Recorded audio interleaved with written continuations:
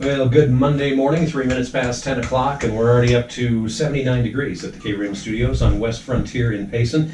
Hope you're having a good Monday morning. Switching gears here and switching over to KRIM's Community Spotlight. We've got an interesting show for you this morning. You know, we've been each week for the last couple of weeks been talking a little bit about the Northern Gila County Fair and some really special events and special people that are going to be there. But we've got a studio packed full of all kinds of people. Plus, we're talking to a very special person on the phone this morning. First of all, Steve Harder's with us as usual this morning. But Steve, now you're talking to someone that is no stranger to, especially a lot of folks here in Arizona. That's right. We're very fortunate to have Roger Klein as a friend of the Fair family, and I've got Roger on the line right now. All right. And Roger, I know that you won't be at the fair this year, but perhaps you can tell us what your involvement is and how we can look forward to some Klein influence at the Northern Gila County Fair this year. Awesome. Well, I hope it's a positive influence, and I got to thank you for the intro. It's not every day I get called a special person. I appreciate that very much. Regretfully, I'm not going to be at the fair. I think that at any stage that was opening up almost anywhere we jumped on, so PH and I are going to be somewhere else in the state playing. But your friend Faith pitched our Arizona Tequila Cancion, and that's what you will be pouring up there at the Northern Gila County Fair. And so there should be some positive vibrations and some high spirits. Outstanding. Hey, Roger, tell us a little bit about this Cancion tequila. How did this come about? It came about because in my songs, all the way back since the days of the Refreshments, tequila is almost a character in several of our songs. I reference it in double entendres as well. Anyway, it was around 2004 when somebody from the tequila industry in Mexico was scouting the United States. They found my little band, and we were still in a van, and they said, "You're selling more tequila per capita at your shows than any other rock and roll band in the U.S. Would you like to open up a line of tequila?" Wow. Anyway, that conversation ended up at a dead end, but we retained a consultant for that idea, and then little by little, we first began our tequila venture with a tequila named after a song from the record Americano. We called it Mexican Moonshine. Recently, that lasted about 9 or 10 years, and recently we had to change the name because actual moonshines are on the market, corn liquor, without naming names, and so people were confused, and so we renamed the Mexican Moonshine Cancion, which is a Spanish word for song. And if you look on the label, which I hope you do, you'll see that the staff, the musical staff right there, has the melody Mexican Moonshine on it. So we actually, in code, still have Mexican Moonshine under Cancion. Anyway, it's been in World Spirits contests at least 3 times. Every time it comes away with silvers and golds, and it's international, ultra premium. It's the best you can get, and we're proud to bring it to Arizona. Anxious to try that. That sounds interesting, and that tequila will be at the Northern Gila County Fair, so people can have a taste of that. What are the chances of us actually getting you and the Peacemakers up here one of these days? Real good, actually. We're looking for the stage. If you guys have any recommendations, let us know. We don't need to come in force. I still really like to play the little halls, like really intimate, high energy places. So if you've got any stages you can recommend after this call, pitch them at me, and I'll get them to book. Well, I think we can definitely come up with some Absolutely. ideas for you. Outstanding. And now, are these are bottles of this tequila going to be available at the Northern Gila County Fair as well? Yes. Well, I don't know actually if the bottles are going to be for sale, but I know that they're pouring it. Okay. In margaritas. Okay. Is it wrong that my mouth is watering right now? Yeah, it's got drool on my chin here. No, that's not wrong. It's just the way it goes. Yeah. But you can win a bottle. Yeah. Oh, you can win a bottle. That's right. We're having a drawing, and there's going to be a couple of bottles in there, so be sure to buy the tickets and get in, and you might just take a bottle home. Gotta definitely do that. Oh, look at that. Yeah. I'm in. Hey, Roger. Cool. Go ahead. Oh, no, I just said cool. Oh, cool. I probably ought not to enter that contest. So. Yeah, I resemble that comment, but I probably will anyway. Nonetheless, Roger Klein, what a treat to have you on the radio with us this morning, and we'll definitely look forward to talking to you more about coming up with just the right venue for you to come up here and perform sometime. We would love to see that happen. I would love to, and I love Payson. I've got a lifetime of history going there. My family used to have a cabin up just a little bit north of there on the Verde, and yeah, I'd love to get up there. And like you said, I think you said what, 79 degrees there right now. Yeah, right now So, 79. we're blessed because it's in the valley. It's already like 96. So enjoy. Well, but look at the bright side. It's going to do nothing but go up. And another reason to come to the fair, right? That's right. Because the weather is going to be excellent. So the fair, September 9th through the 12th, right here in Payson, up in Rim Country, where they can cool off. Bring family up. All right. And again, Roger Klein, appreciate you spending a little bit of time with us this morning. We look forward to checking out the tequila and hopefully getting you up here to Payson soon. I appreciate the airtime, everybody. Have a great event. Hey, you too. Thanks, Roger. All right, and we've been you've been hearing Cassie Lyman, who is no stranger to the station here, and certainly no stranger around Payson. First of all, how's the cattle business going these days? Now that it's rained, we've had such a blessing of rain. It's going all right. Boy, I know even down in Tonto Basin, all the hills down there that were just not looking real good after the bushfire are now looking like something out of Hawaii. Oh yeah, I know it does look Hawaii. It's got- Geisela too. it's It's got- pretty good. Got to make the cows happy. And it makes them fat and happy, which makes me happy too. I like that a lot. And now, Cassie, also you have you brought a couple of your sons in with you this morning, Elias and Tater here. Are they going to be competing at the fair this year? They will be. They're both competing in the fair, Oh, and their okay. brother Haskin as well. But he's home today. so. Okay. So Tate, can I talk to you first? Yes. Now, what are you going to be doing in the fair? I'm showing a pig this year. He weighs about 200 pounds. By fair, he will probably be 220 pounds. Wow. And Now, you're not super big yourself, so would you just put a saddle on the pig to show it, or? no, I use a pig whip to. You keep his head up and you Right. walk him. So you have to spend a lot of time teaching the pig how to do this, because this isn't something that comes natural to them, right? Yeah. Yeah. How about, what is it like taking care of a pig? Is there a lot of work involved? Yes. What's the biggest work? Trying to keep their heads up. Trying to keep their heads up? I imagine keeping the stall clean it probably is not too much fun either sometimes. Yeah, they have a certain aroma that goes beyond my ability to want to comprehend. Now, Elias, what about you? What are you going to be doing at the fair? So this year I have a steer for the fair. His name is Maximus, and he weighs about 1,100 pounds right now. Wow. And now, how big was he when you first started with him? He was about 750. Yeah. And so is that about a year that you've been working on this? I've only had him for about 6 months. 6 months, right. And so I would assume that, I've never tried to show a steer before, but I would assume much like, your brother was saying about the pig, getting the steer ready to be shown and kind of knowing what to expect has got to be part of what you're working on. Yeah, they're a little easier than pigs, I think, because you have them on a halter, and so they can't quite run away like Right. a pig can. But yeah, it's like you're saying, it gets difficult. Like you have to be consistent, like every day out there, tying them up, walking them around, loving them, and getting them to like and not want to run away from you. And you do a lot to just prepare the animals too, as far as cleaning them up, brushing them out, and all that kind of good stuff too, right? Yep. So a lot of that, the show day prep, like you're talking about, wash them out with some special shampoo that makes their hair shiny and fluffy, and use the adhesives and the flare or the Pro Pink, which is a show sheen, which kind of helps give their hair some volume and it makes it shiny, kind of gives them a little more attractiveness. If I use that, you think it'd help me? It might. You never know. It smells good too. And good show sheen. I'll have to try that out. Now, Cassie, you've been around this stuff. Your family is a local ranching family. So this is more than just something kind of fun to do with 4-H. This is really where your family's at. That's right.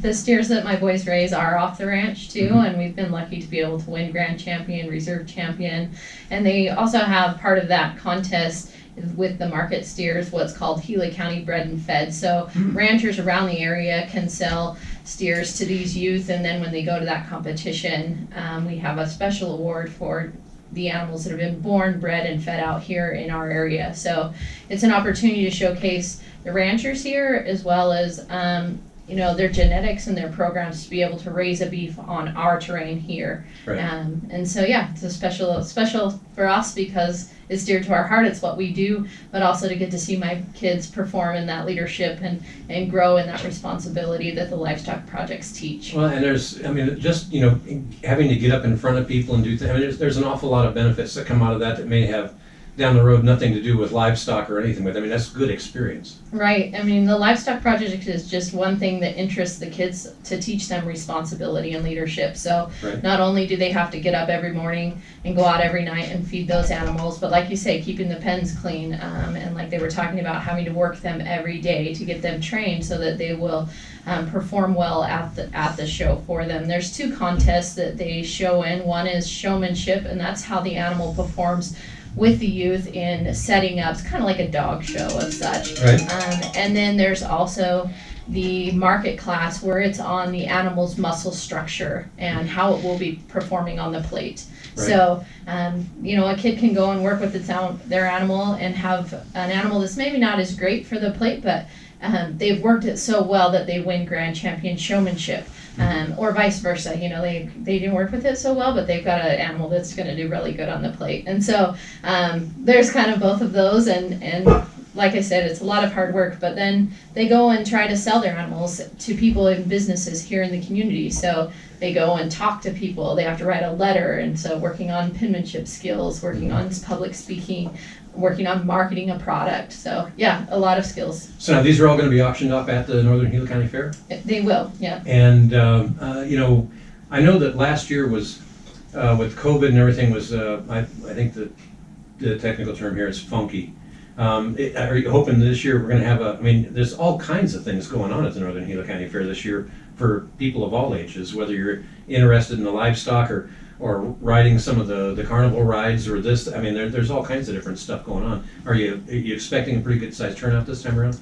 We always hope to have an excellent turnout. With the increased cases of COVID, there's always concern, but we're following the practices to help keep people safe. Right. And there is something for everyone, from the garden exhibits to going over just to the air-conditioned Tono Apache Gym and seeing the steels, or coming out to the livestock show, watching them perform with their animals, watching the gymkhana, entering in those things as well. The livestock auction is September 11th at 4 p.m. So businesses or individuals can come and purchase those livestock animals and fill their own freezer with high quality meats.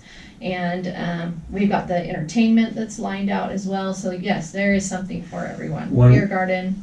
Beer garden. One beer and tequila. This is going to be a fun fair. Now the one real quick thing here, when it comes to all of the various events and stuff like that, and we were talking a little bit about the auction and with the idea that people would come and maybe bid on something, or maybe get together with your friend and buy a steer and each get a half a beef or something like that. Are there rather processing companies there that you can turn to immediately, or do you have to get that figured out yourself, or how does that work? I'll turn that over to Elias.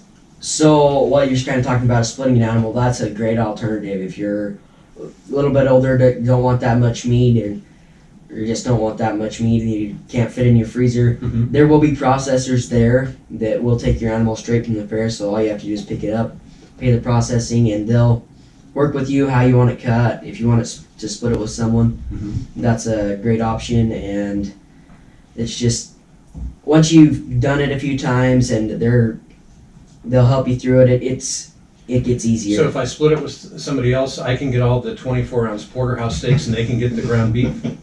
No, with the steer, They could if you decide that, but I don't think that's fair. You could if that's how you wanted to do it. But usually they'll split the animal right in half, and then you'll each get a half of the animal and cut your half how you'd like it cut. Now, one of the other things that Cassie mentioned is there's going to be a lot of great entertainment out there, and of course, we want to find out a little bit more about that too. So, what's the latest? Who all's going to be performing out there?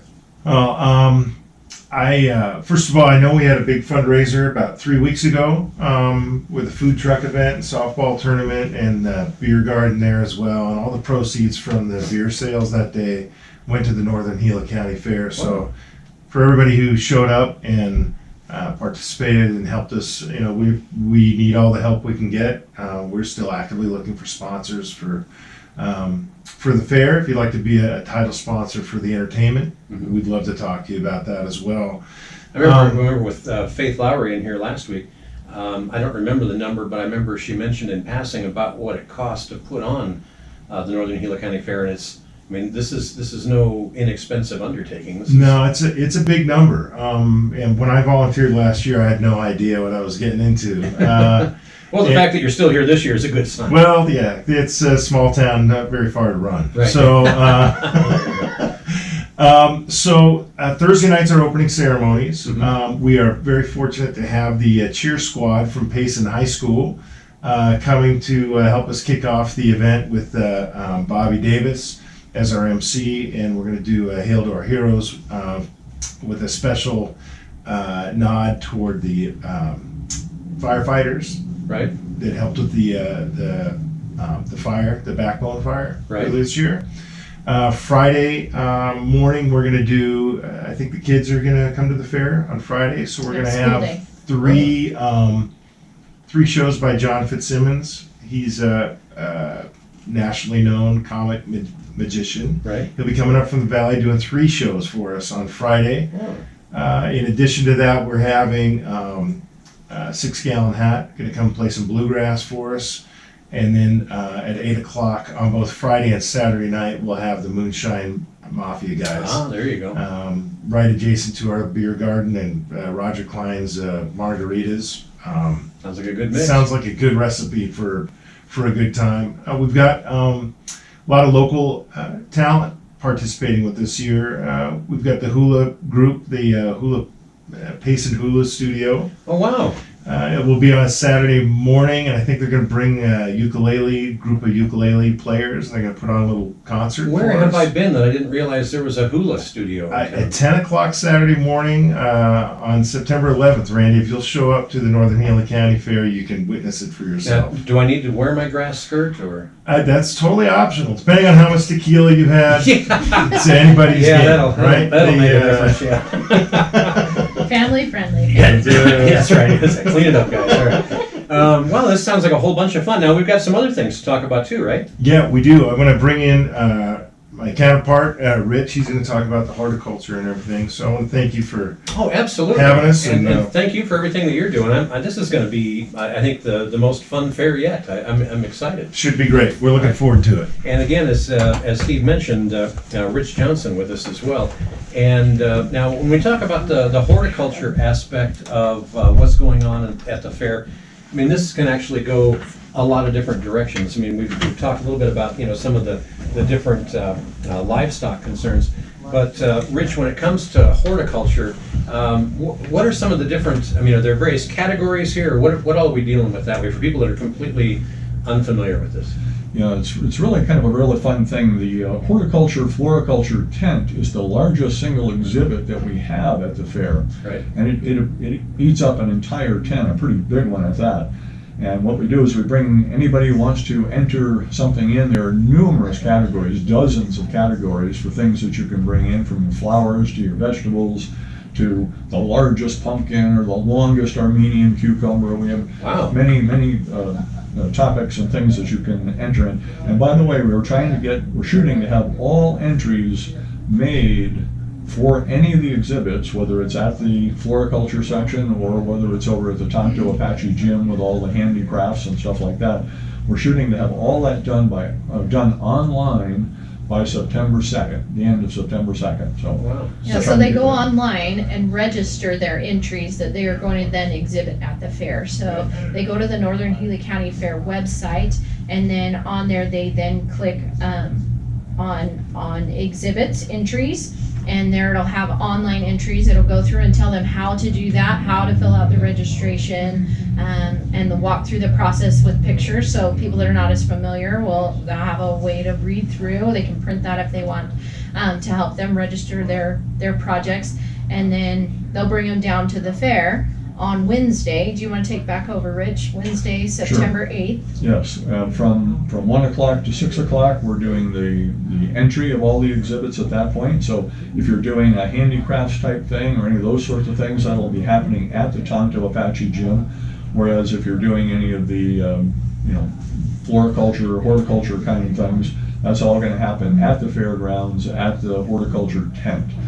And that there will be a computer entry there, and you'll get your tickets or your whatever it is you hang on to for your card for entry, and be able to enter your thing at that point and turn it in at that point, so we can get it displayed that afternoon and Thursday morning. And judged. Right. And all judging There you go. happens on Thursday morning and early Thursday afternoon before the fair opens. This is going to get interesting. Now, one of the things, Cassie, that I'm interested to find out more about is, when it comes to the livestock, it's a lot of 4-H kids and stuff like that that are involved. When it comes to the horticulture, is it people of all ages, or?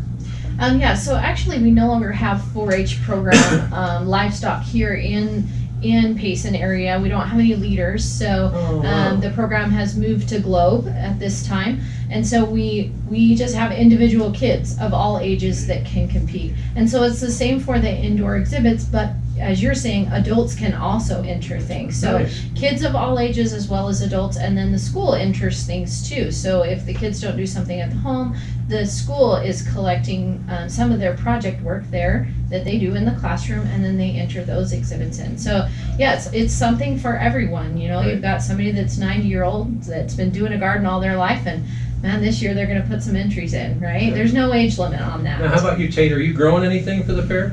Yes, I am growing a 200-pound pumpkin for the fair, and Wow. zucchini. Zucchinis this year. We got blessed by the rain, and our zucchinis growed super big.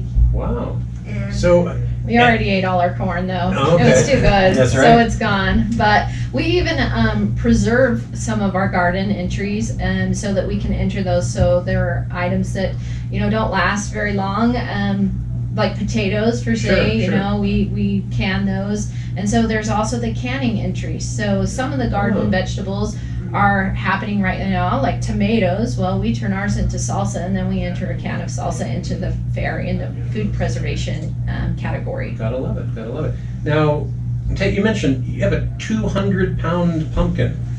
I'm assuming that you're not loading this into the truck yourself. no, No, okay. So what do you do to raise a 200-pound pumpkin?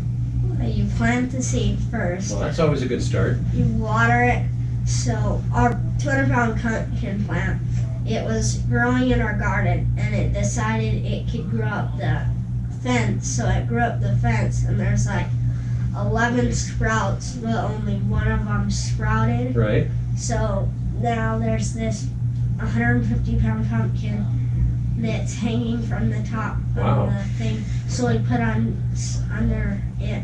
A table. We put it Yeah. on a table because it was going to break Otherwise, the vine. yeah, sounds like it's gonna take the fence out maybe, huh? Yeah, we have some other pumpkins, but one had a big old huge crack in it, Wow. and the others got molded. Well, that's gonna be fun to see. 200. Yeah, he doesn't believe us. Wow, that is a big. Sorry for those on live, but it's a big Let one. me see that for a second. Yeah. For those of you that are watching on Facebook Live, a picture of a large pumpkin in the process there. Wow, where'd it He's go? hoping to win, but we don't know. There might be some other Paysonites out there that's got some big pumpkins. Have they They'll had- have to bring them down to the fair. Have they had some pretty big ones in the past? Wayne? I was just going to mention you should fare very well at the fair, because the last winning pumpkin in 2019 was only about 50 or 60 pounds.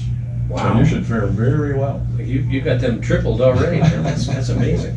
All right, so and this should be a bunch of fun. And again, the dates on the fair are September 8th will be entry, but the fair doesn't open for people to come until September 9th at 6 p.m. We're starting at 5 p.m., sorry, with our opening ceremonies. And then that's it'll go opening all ceremonies the on a way through Wednesday? on a Thursday. Thursday. Yep. So Wednesday is the entry taken. Thursday is when it actually opens that people can come and see. And then Friday is booked clear full, as well as Saturday. We start to end roundup on Saturday, but this year we actually have Cowboy Church and the Mounted Shooter State Finals following up on Sunday. So That'll be fun. all the way through the weekend. It's pretty Outstanding. exciting. Now, So again, September that's- 9th through the 12th is when you should come to visit. Bottom line, next week is going to be a very big week here in northern Gila County. So we'll keep up the good work. Keep us posted on anything else we have going on. Did we miss anything in particular? I'd like to say one thing about that. We are going to have the kids table this year in the floriculture section. So kids will Sure, be we're able- auctioning off kids too. No. Okay. So it's a series of tables with all kinds of produce and things that kids may not normally see, Right. but the benefit to this table is that they actually get to touch things, whereas Yeah. through the rest of the tent you're not able to touch. Right. But here you get to touch all the seeds and the various plants and herbs and things you get to Right. touch and smell and do all that kind of stuff. So it's a touchy-feely kind of thing. for Good the kids, hands-on which is- educational thing. Yes, very good for that. Outstanding. And with that, normally we have kids stay at the fair and the buses come. And this year, there's no school on Fridays. So we're like, what are we going to do? Are they going to come? How's it going to work out? And our superintendent, Linda Gibson, has been working on getting buses. So they will still have a bus.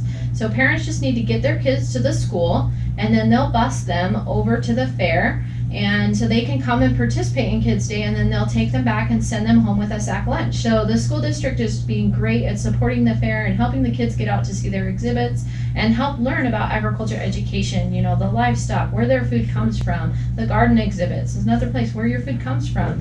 You know, it doesn't just come from the store. And our kids are missing out on that if they're not growing it themselves and they're 3 and 4, maybe even 5 generations removed from agriculture. Wow. They don't know where their food comes from. Right, makes sense. And Linda Gibson, what a sweetheart she is, and neat to see her still lending support to the Northern Gila County Fair. And we hope you'll all get out there again.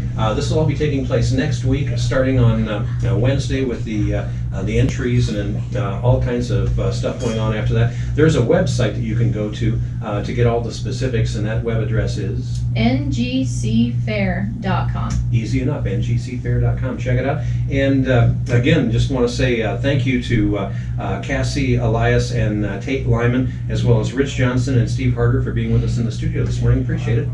So if anybody wants to be a sponsor, they can go on that website and we have a sponsor package where they can click on there and do the sponsorship online. We still are in desperate need of help to put on the fair. So come out and help us and support us, and we really appreciate you guys and your time to let us come on air. Absolutely. So check it out again, ngcfair.com. And let's all get behind this. This is going to be a whole bunch of fun for the whole family, and there's going to be a lot of good things to do out there. And what a great educational opportunity for our kids as well. So make sure you check it out, ngcfair.com. Again, thanks to our guests this morning for coming in, and thank you for tuning in and listening to Community Spotlight on KRIM. Going to get you back to more of your favorite music. Have some tunes coming up from Leonard Skinner, Cat Stevens, REM, and more. But first, a quick look at Rim Country weather. Good job, you guys. Just like that. I'm not sure I said anything.